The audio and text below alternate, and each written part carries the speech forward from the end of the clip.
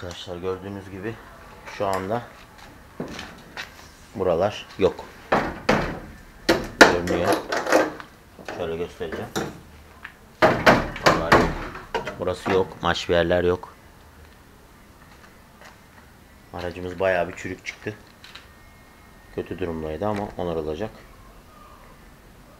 Gördüğünüz gibi kapının altı komple çürümüş. Kapı direkleri, kapı bağlantıları hiçbiri yok. Bu tür projelerde bu olayların çıkması çok normal. Yani sonuçta 55 model bir araba. Bakılmamış. Kenara atılmış. Su alan bir garajda yıllarca yatmış. Yani bizim için büyük sürprizler değiller. Biz sürekli karşılaşıyoruz bu sürprizlerle. Neyi alacağınızı bilmeniz lazım. İşin açıkçası en doğrusu bu. Ama araç sahiplerine sorarsan onların arabasında sadece birkaç lokal çürük var olur hep.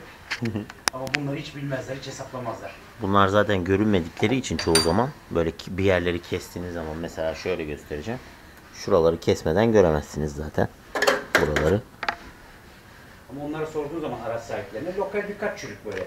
Tabii Kemik kutusu kadar. kaportacılara suç atarlar genelde.